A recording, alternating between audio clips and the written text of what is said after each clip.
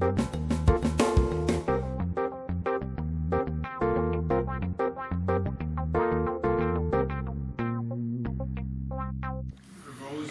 we are recording again, so Melinda? Sure. So we're going to switch from what we were talking about, Chapter 102. Now we're going to be talking about Chapter 105, which is the water obstructions and encroachments. And I think a lot of you are going to be interested in this. So, again, the Federal Clean Water Act, that stems from Section 404, which is dredged or fill material. That is delegated to the State and Army Corps for their General Permit 5. And then we have the state, they have the Dam Safety and Encroachments Act. They delegate that to the conservation districts to administer. Just, let's roll brief. So what are we talking about here? We're talking about Chapter 105, and that is the regulation of obstructions and encroachments located in, along, across, or projecting into a watercourse, floodway, or body of water. That is Chapter 105. And the purpose of that regulation is for the protection of safety, welfare, health, property of people, natural resources, environmental rights, conserve, and protect water quality. That's a mouthful that comes right out of the regulations. So, quiz. Can anyone tell me where this is at? Besides Rich, because we already had this quiz. Has anyone been to the Pennsylvania Grand Canyon out in Wellsboro? That's our Grand Canyon. Pine Creek. Okay, so just some definitions here, because encroachment, water obstruction sounds a bit too technical. Encroachment is a structure or activity which changes, expands, or diminishes the course, current, or cross-section of a watercourse, floodway, or body of water. And so, if we want to define watercourse and floodway, watercourse is any channel or conveyance of surface water having defined bed and banks, whether natural or artificial, with perennial or intermittent flow. So perennial is a constant stream flow. Intermittent flow is, it flows like seasonally or during high storm events. That's an intermittent flow. So any channel, whether it is natural or artificial, could be a channel along the side of the road, it is regulated. Body of water is a natural or artificial lake, pond, reservoir, swamp, marsh, or wetland. So going back to what a water obstruction is. It's a dike, bridge, culvert, wall, wing wall, fill, pier, wharf, embankment, abutment, or other structure located in, along, or across, or projecting into a watercourse, floodway, or body of water. So if you are going to get into the stream and you're going to change the course of the stream by excavating out the stream, putting fill into the stream, that's considered an encroachment. It could also be considered a water obstruction because you're putting fill into the stream. If you're putting any type of structures in the stream, whether that be engineered material along the side of a stream bank for stream bank rehab, that is going to be considered a water obstruction. So all of that is underneath the Chapter 105, and that's what we regulate. So here is a cross-section of a stream channel. Okay, so we have the stream channel, and then on both sides of the stream channel, so a floodway is considered, if it's not mapped through FEMA, we assume that the floodway is stream bank, top of the stream bank, 50 feet back is your floodway. Okay, so that's going to be your floodway. That's different than your floodplain. So the floodway is what we regulate. So definition of the floodway is the channel of the watercourse and portions of the adjoining floodplains which are reasonably required to carry and discharge the 100-year frequency flood. And like I said, unless otherwise mapped out by FEMA, we assume that the floodway at the top of the stream bank, 50 feet back on both sides, is considered your floodway. And then beyond that is your floodplain, which is land adjoining a river or stream that have been or may be expected to be inundated by floodwaters in a 100-year frequency flood. 100-year frequency flood is basically defined as a 100-year reoccurrence interval. So say the chances that your river will flow as high as your 100-year flood stage is 1 in 100 in a year. So 1 out of 100 storms is going to be your 100 flood. Does that make sense? So for this water to overtop into where this house and this bulldozer is once a year. Once for every 100. I'm sorry, I'm getting confused. So what do we regulate? So the floodway, which is basically your stream and 50 feet back from the stream bank, unless it's identified on your FEMA flood map, is your floodway. And the state regulates that. They delegate it down to the conservation district to administer. Your floodplain, which is beyond your floodway, is the municipality. Did you know that? Yeah. So the municipality, if you want to put any type of fill or structures in your floodplain, it would be the municipality. How far back is that? The 100-year flood. Yeah. So the floodplain, it How depends. is that measured? So that is, you can figure that out if you go onto the FEMA website. You can figure out where your location is, where the stream is, and that will tell you how large your floodplain is. And if it was mapped, the floodway. So floodway is different than the floodplain. Okay, so under Chapter 105, when you say, do we need to call the Conservation District? Do we need to call DEP? Under Chapter 105, there are 16 waivers. And these 3 are the most common waivers that we typically see. And the first, it's called Waiver 2. If you have an obstruction or encroachment that you want to put in, the drainage area coming to that encroachment obstruction, if it is less than 100 acres draining to that point, you may be considered to get a Waiver 2. Another waiver is maintenance of a stormwater facility. So if you have a stormwater pond that was built a long time ago in a stream, and there's a structure, so they built a dam and they have a structure in the stream that was once a stormwater pond, you could potentially get a Waiver 6 to maintain that stormwater facility. If you have a stormwater facility that happened to get inundated with water, and now you have a wetland, but it's considered a stormwater pond, you could potentially get a Waiver 6 to go in and clean it out. Waiver 9, we talked about ford crossings. So Waiver 9, you could potentially get a waiver for a ford crossing, personal use. Those waivers are basically the same process as getting a general permit from the Conservation District, but you have to send it into DEP for them to look over and acknowledge your waiver.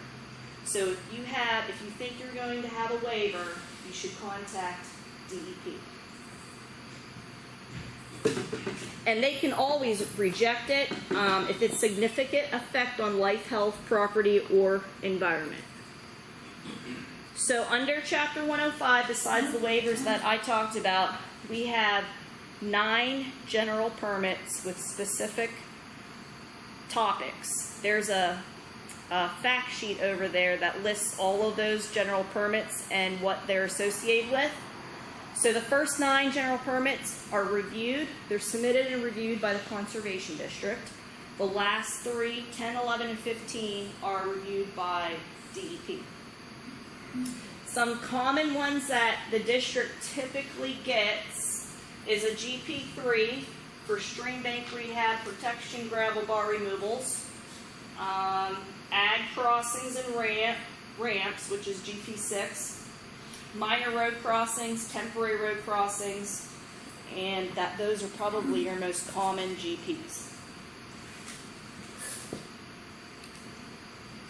So we have a permit hierarchy here.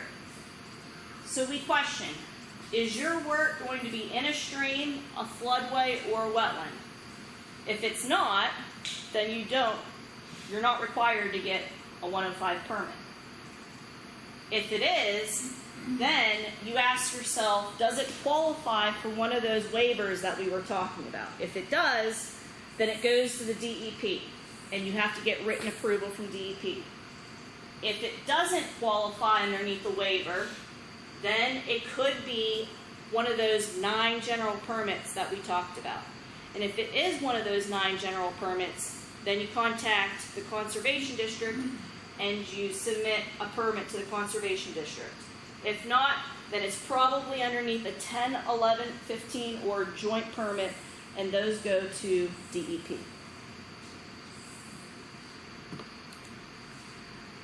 So general permits, they are categories that are similar in nature. Their permit is static, so they have set conditions. There's criteria, or there's conditions that have to be met in order to have that authorization for a general permit.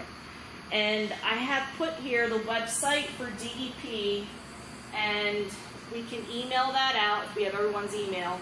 But DEP has a list of fact sheets. They have their application on there. The general permit has a checklist, which I put on here, and it lists what you need to submit a general permit. The application, I believe, is the same for all GPs, correct? Yeah, so this checklist is for any GP that you want to apply for. Be careful. You always want to use that website that I provided with DEP because they often change their forms. They revise them. So the most recent revision of that form is April 2021. So some things that you might need for, or you will need for a general permit is an ENS plan. So we talked about that before. If you're going to be doing any type of stream work, there's going to be some sort of earth disturbance activity, right? So you're going to have to provide an ENS plan with your GP submittal. The other item is the PNDI, which I briefly talked about, and it's just a tool that you can find online, and basically you find your project, it'll map it out, it'll show a boundary, and it will depict any endangered, threatened, special concern species. And if you get a hit, then you have to go back to the agency, whether it be Fish Commission, Wildlife, and what's the plant? NRCS? It's the Fish Commission, Fish and Boat, Game Commission, DEP, or U.S. Fish and Wildlife Service. Yeah, so those DCNR.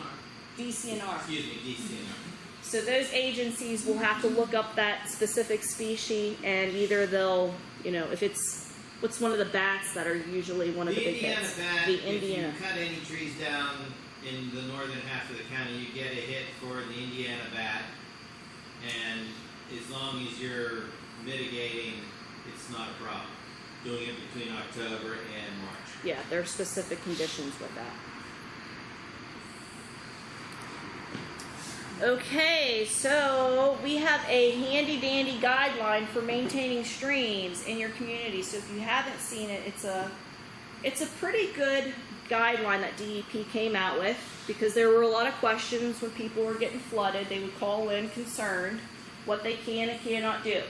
So remember, a person may not construct, operate, maintain, modify, enlarge, or abandon a water obstruction or encroachment without first obtaining a written permit from the department. Cutting vegetation, planting, following operation and maintenance of permitted sites, a permit is not required. Now you're going to question this. Well, you just said permitted sites. Typically, sometimes if you are made to get a permit for, say, a driveway culvert, that permit stays with you, runs with the property for life. So you have that permit to do operation and maintenance. So that's what that means. Okay, so what can I do without a permit? You can clean and maintain existing structures. There's a standard culvert bridge maintenance sheet over there that lists what you can do, what you should do. Remove debris from stream and the floodway, working from the bank. So if you're working on the stream bank with like a piece of heavy equipment, you can reach down and pick out the debris. Removing debris from the floodplain, which is not regulated underneath the state, but they put it in there. Removing non-native man-made material. Removing woody debris while standing in the stream with a handheld equipment but not heavy equipment. Because once you set that heavy equipment down in the stream, then you're disturbing the stream. Removing woody debris while standing on the banks includes use of heavy equipment as long as it is picking, not digging into the stream bed. Chaining or winching large woody debris and dragging it from the stream bank. Cutting trees off, but not pulling the stumps. Because once you pull those stumps, then you're losing that stability.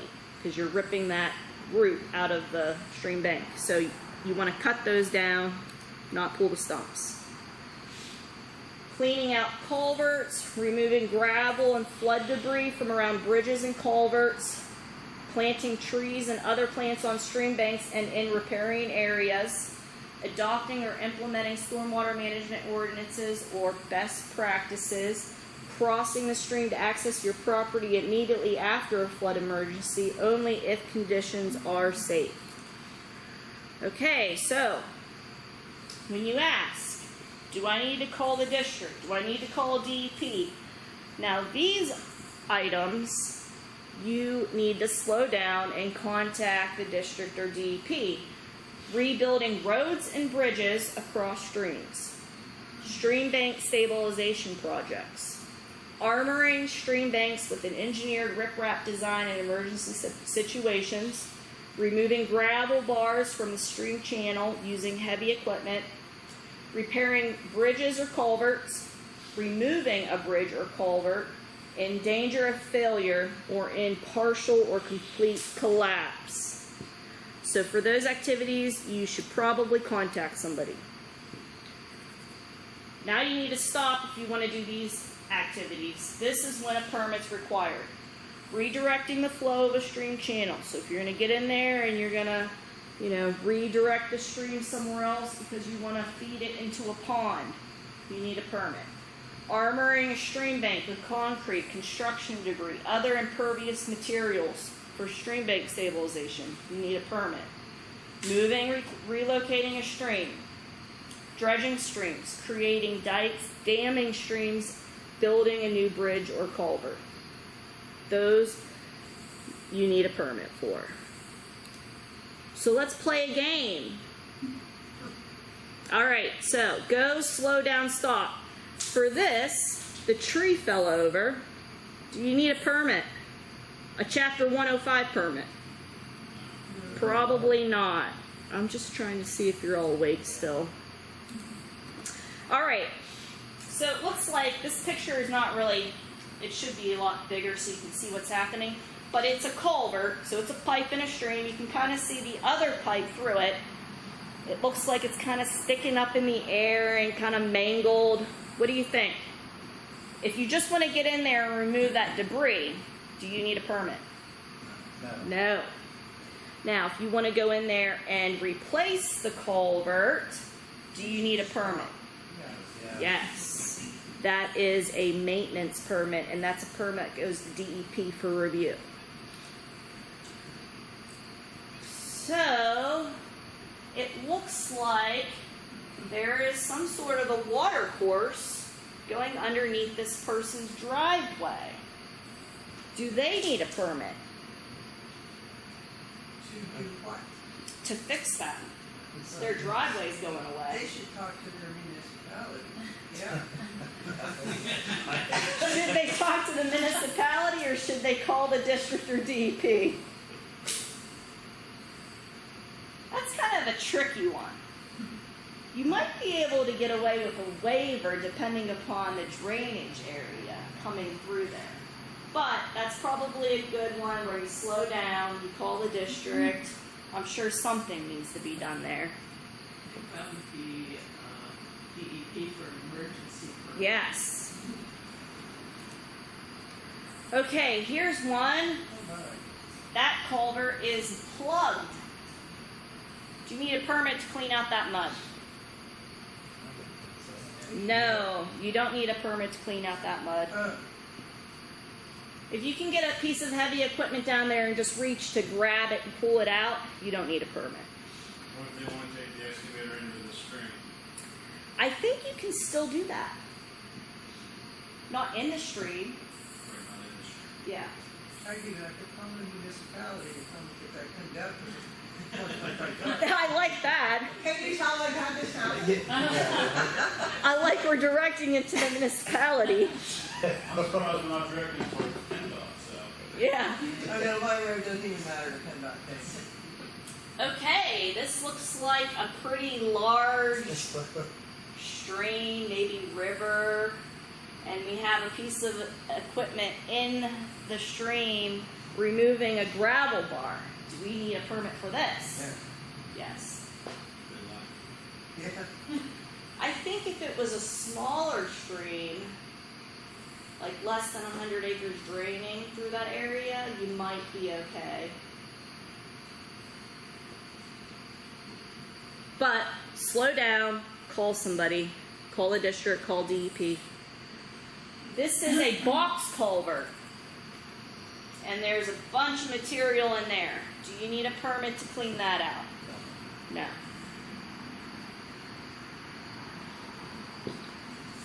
So now we're saying, do you need a permit? If that culvert is where, don't I need a permit? Like if it's on my property, I don't need a permit?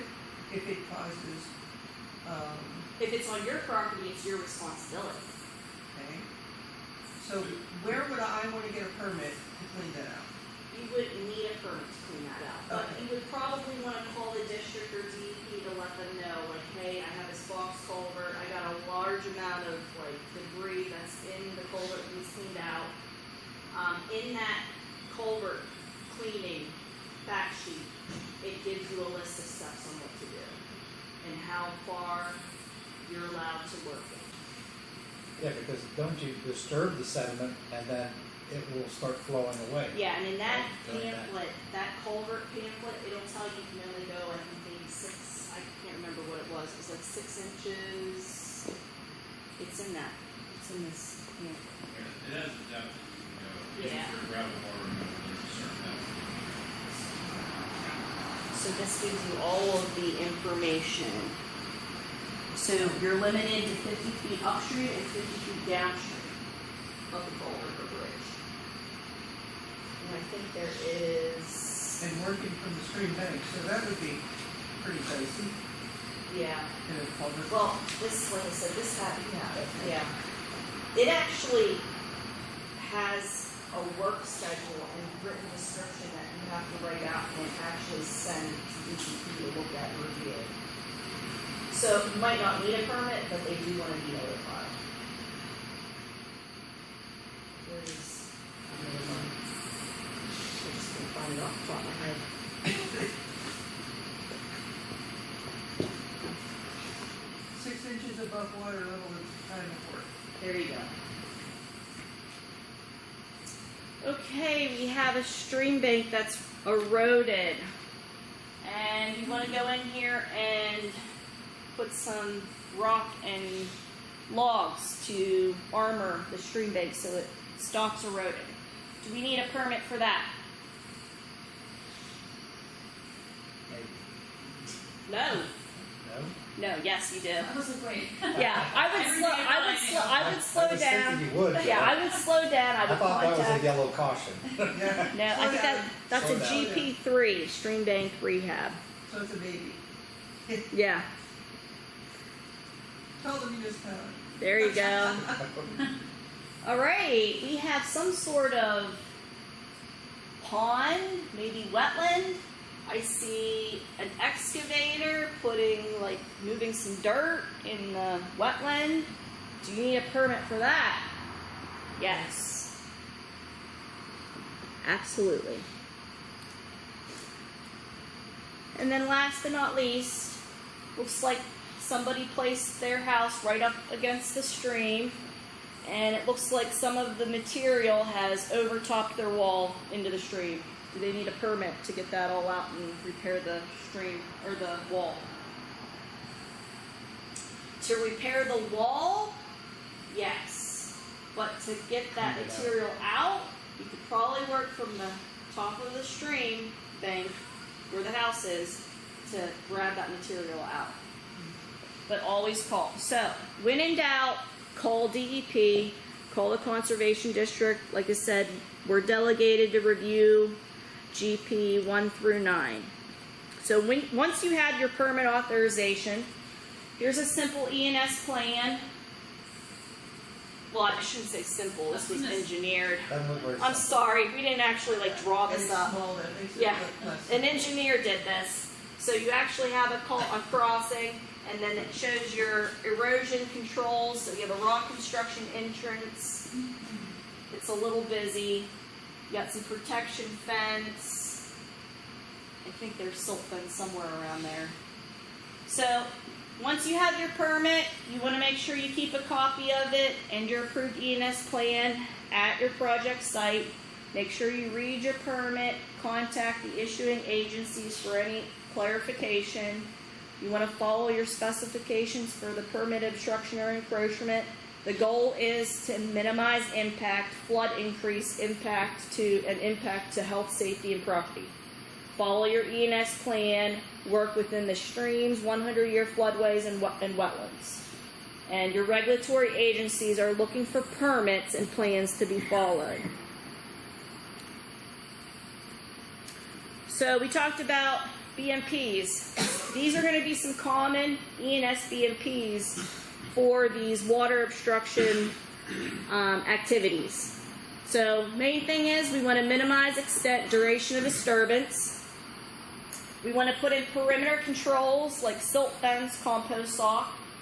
We want to use flume, stream bypass pumping, bypass channels, cofferdams, so that we're rerouting clean water around our work area.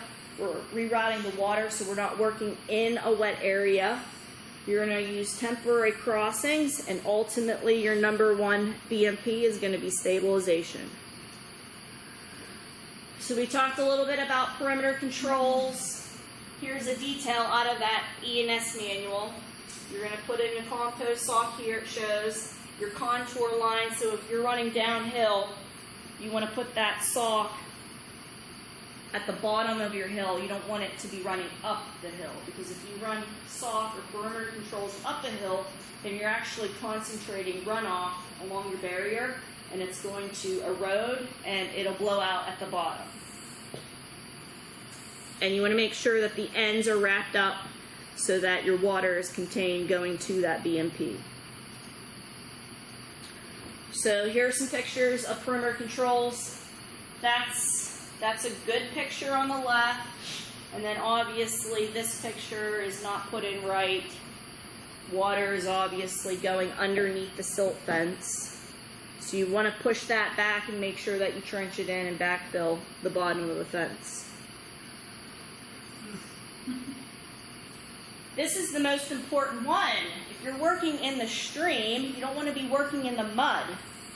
So you need to reroute that water around somehow.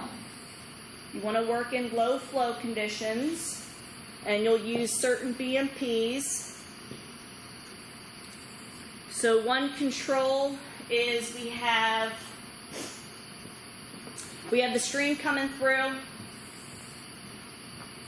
We have a pump where the stream is coming down. That's going to collect the clean water and reroute it around your work area. So that's clean water. You don't need a control to clean that, to treat that water. And we also have a temporary dam here to collect whatever else comes down here if the pump doesn't catch it. Then you have a second pump that's collecting your dirty water in your work area. This is your work area. And your dirty water is being pumped around into another control, which is a pumped water filter bag. Here's an extra control at the top here is a rock filter, so that whatever dirty water, it's going to filter through the rock filter.